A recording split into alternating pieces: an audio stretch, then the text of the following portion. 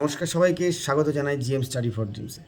তোমরা যারা নতুন ছাত্রছাত্রী, নতুন এক্সপিরিয়েন্স যারা তা পুলিশের চাকরিতে বা বিভিন্ন জায়গায় আসতে চাও, তো পুলিশের চাকরিতে আসতে গেলে কী করবে, কী বই কিনবে, কীভাবে স্টাডি করবে, নতুন ভ্যাকেন্সিতে কীভাবে নিজেদেরকে তৈরি করবে প্রথমবারই চাকরি পেতে, সেটা নিয়ে আজকে আলোচনা করব। সম্পূর্ণ গাইডেন্স। যারা একদম পুরনো তারা তো অবশ্যই দেখবে, আর যারা একদম নতুন তারা একদম স্কিপ করবে না, সম্পূর্ণ দেখবে তোমাদের জন্য। আর চ্যানেলটি নতুন হলে অবশ্যই সাবস্ক্রাইব করে বেল আইকনটা প্রেস করে দিয়ে যাবে, যাতে চ্যানেলটি স্টে করে, একটা জায়গায় থাকে, নাহলে আস্তে আস্তে একটা চ্যানেল হারিয়ে যায়।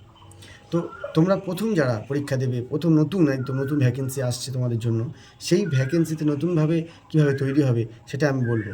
সবসময় একটা জায়গায় যখন আমরা নতুন কিছু স্টার্ট করি, তখন আমাদের কাছে কোনো একটা গ্রাফ থাকে না। ধরো আমার একটা দাদা চাকরি করে, তার কাছ থেকে আমি কিছু জানতে পারি, বা কোনো একটা ইউটিউব চ্যানেল, আমার মতো কোনো একটা জিএম স্টাডি ফর ড্রিমসের ইউটিউব চ্যানেল থেকে কিছু জানতে পারলে, তাহলে কী জানতে পারলে কীভাবে এগোতে পারবে, অনেক অনেক কিছু বলবে। কেউ বলবে কোনো একটা সংস্থায় ভর্তি হতে, কেউ বলবে যে ওই জায়গায় প্যাকেজটা কিনতে, এরকম বিভিন্ন রকম গাইডেন্স আসবে।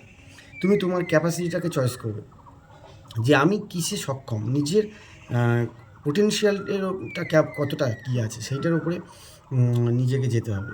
তুমি যদি দেখো যে আমি ইংরেজিটা একদম পারি না, ঠিক আছে, সেখানে 10 নাম্বার ইংরেজি আছে, টেনশন নাম্বার কিচ্ছু নেই। যদি তুমি ম্যাথটা ভালো না, ম্যাথ ভালো না হলে ম্যাথ প্র্যাকটিসের ওপর ম্যাথটা ওঠে আর কি। নিয়মিত এভরিডে প্র্যাকটিস করতে করতে অঙ্কটা ওঠে। অঙ্ক এমন কিছু বোমবাস্টিং অঙ্ক দেওয়া হয় না, নির্দিষ্ট সিস্টেমেটিক্যালি কিছু অঙ্ক ঘুরিয়ে ফিরিয়ে আসে, যেগুলো ক্যালকুলেশনটা স্পিডে করতে হয় একটু। তো আমাকে কী করতে হবে, প্রথমেই আমাকে কয়েক দিস্তা খাতা বাজার থেকে কিনে নিতে হবে, প্রত্যেকটা অধ্যায়ের জন্য আলাদা আলাদা একটা খাতা, এবং সুবীর দাসের ম্যাথ বই আর সুবীর দাসের জিআই বই, জিকে বই। বারবার বলেছি, আজও বলছি, ক্র্যাক ডব্লিউবিসির বইটা ঘরে রাখা ভালো, একবার খরচা করে। আর সঙ্গে 9-10-এর বই হোক, বা একটা রেলওয়ে চ্যালেঞ্জার থাকলো, বা লুসেন্ট থাকলো, শর্ট মানে একটা ওয়ান লাইনার জিকে বই থাকবে, একটা ডেসক্রিপটিভ জিকে বই থাকবে, ঠিক আছে। এখন ডেসক্রিপটিভ বই না পড়লে কোনো ওয়ান লাইনার পড়ে গেলে কমন পাবে না অর্ধেক পরীক্ষা।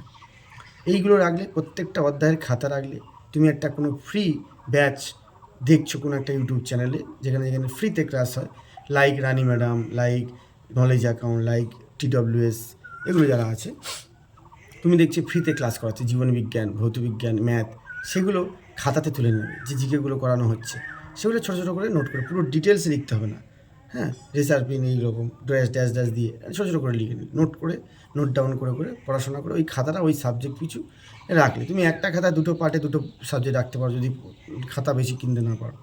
এইভাবে প্রথমে স্টাডিটা প্ল্যান করে নিলে, এবার মনে করলে যে একটা গুরু লাগবে, যে আমি অঙ্কটা তুলবো তার কাছ থেকে। তো লোকাল এরিয়াতে যারা অনেক দিন ধরে পড়াশোনা করছে, তার কাছে গিয়ে সুবীর দাসটা মোটামুটি শেষ করে নিতে হবে।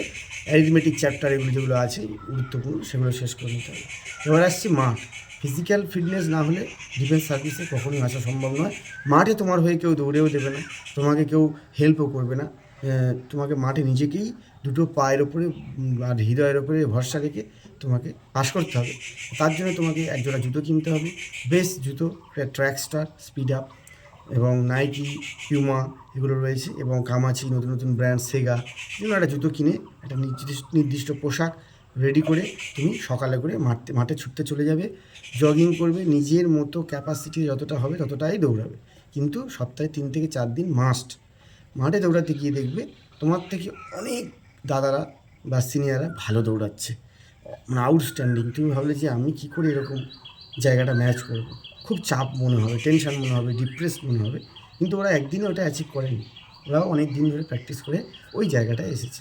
তুমি আস্তে আস্তে আস্তে আস্তে ধরবে, শুধু ধরে থাকবে, আস্তে আস্তে প্র্যাকটিস করবে, ধীরে ধীরে যাবে, পায়ের ওপর বেশি প্রেশার দেবে না, নির্দিষ্ট স্ট্রেচিং, পিটি কমপ্লিট করে দৌড় শুরু করবে, দৌড় করার পরে আবার পিটি প্র্যাকটিস এগুলো করবে, ঠিক আছে, করলে তোমাদের ভালো হবে।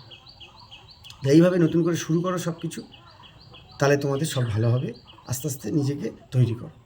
তার বেস্ট উইশেস রইল, এইভাবে নিজেদেরকে তৈরি করো, নিজেদের স্ট্রং করো, তাহলে তোমাদের ভালো হবে, এবং নতুন করে সব কিছু ভালো হবে। স্টার্ট করে দাও, শুরু করাটা দরকার। জিএম স্টাডি ফর ড্রিমস তোমাদের পাশে আছে। Thank you.